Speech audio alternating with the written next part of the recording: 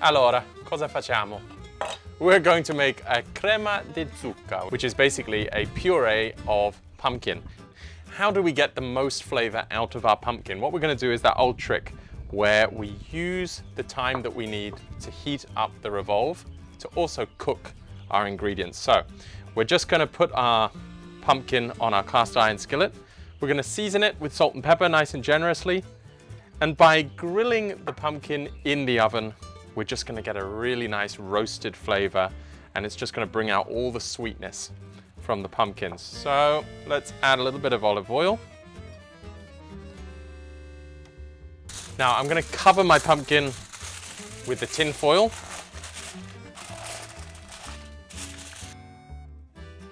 Okay, so just cover your pumpkin with tin foil. That way, when we put it into the Revolve, the pumpkin won't burn from the live flame. And we're going to put it in there and just wait for the oven to come up to temperature. It should be done in about half an hour. So let's check in half an hour and see what it looks like, okay?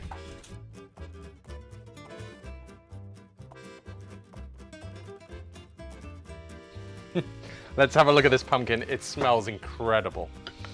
Wow, roasted pumpkin. Is there anything better? Look at that.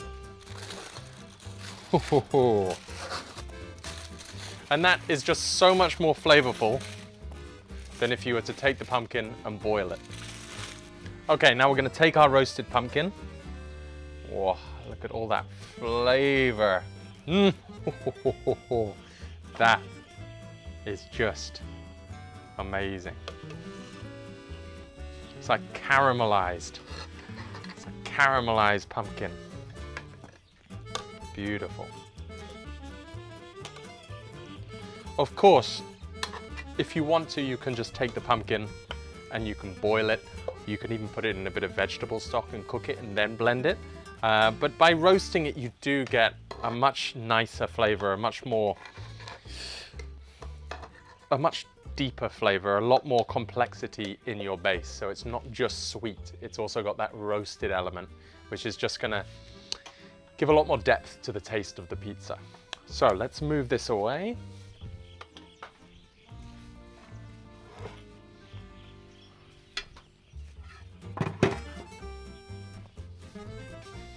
And we're going to blend this, but to be honest, it's so soft you could just use a fork and mash it.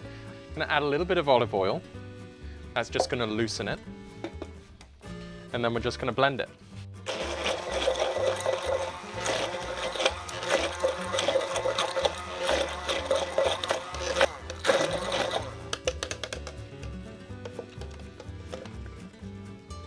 Absolutely beautiful. I'm very excited for this pizza. It's just going to replace our tomato base. So you don't want it too thin and you don't want it too thick. If it's too thin, it's just going to mean that it'll make your pizza base soggy. And if it's too thick, you won't be able to spread it. So this is the kind of consistency that we're looking for. So just spreadable, like that. And then we can spread that all over the base of our pizza. So let's get our biga. It's been resting 30 hours. At least it must be 36 by now. Okay, right.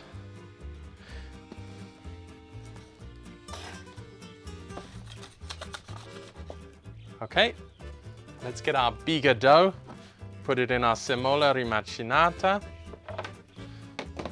And we can stretch our dough.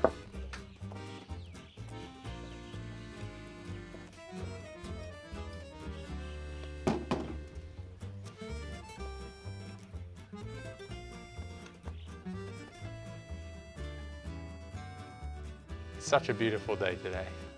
The sun is shining. It's a nice cool breeze. The buffalo are out playing in the field. Just a wonderful day to be making a lovely autumnal pizza like this. All right.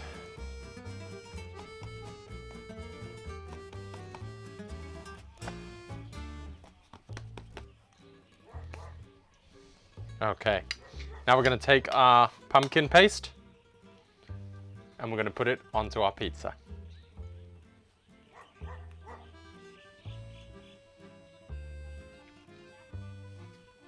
beautiful dark orange color because we've roasted the pumpkins. It's just stunning. It looks like a sun right now. Look at that. And then to take this pizza to the next level, we're going to add a really nice ingredient that I do recommend you get hold of and give it a try. It's called induya, which is a Calabrian sausage paste. And you can usually get it in jars. Sometimes you can get the whole thing in a more solid form. This is, when you get it in the jar, this is 92% nduya and 8% oil. So they just thin it out with a little bit of oil. So have a look at it. And nduya basically has a lot of flavor. It's got peperoncino, so it's got a chili that runs through the sausage. So it's quite spicy, but it's very floral as well. It's a little bit like an Italian version of harissa, where you've got a lot of depth of flavor, and it's not just spicy. It's quite a fragrant tasting paste. And I would suggest when you use nduya, don't use too much of it. Just use little flavor bombs. So I use the back of the spoon like this, and we just put little pieces of nduya around the pizza. And what will happen is, because there's quite a lot of oil in this, the oil from the nduya will spill around the pizza, and you'll get little red pockets of oil, and you'll get so much flavor. And that is just gonna pair so nicely with the sweet pumpkin. So you have the sweet pumpkin base and the little flavor bombs of slightly spicy, very fragrant, floral nduya paste. So just like that. Next up, of course, is our fior di latte mozzarella, and we're just gonna put that all over the pizza. And already you can see that this is gonna be a nice, very attractive pizza because of the colorful combination that you have. And then we'll finish it off with a little bit of rocket when it comes out the oven. And that's it. That is our crema di zucca, sorry, I'm butchering your language, Italians. It's our pumpkin and nduya pizza. I wouldn't advise putting too much olive oil at the end because you have the oil already in your nduya paste. We'll just add a little sprinkling of Parmesan, and it's good to go in the oven.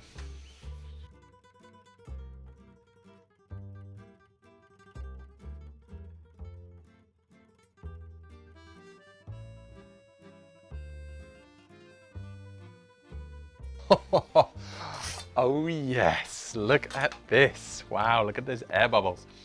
Wow. I tell you, this pumpkin is just, you're gonna absolutely love it, I promise. Make sure you roast it. Give it some extra flavor. Let's just top it here. I've got some, here's some ricotta. Just put it in a squeezy bottle. I'm just gonna put little bits of ricotta around, like that. And the ricotta will just add a nice light creaminess to it. Take away a little bit of the sweet and the spicy flavors, and it'll just mellow it out nicely. That is an absolute winner of a pizza. So I've just got a little bit of rocket here. And we can just put a few pieces of rocket just in and around. You see, like that.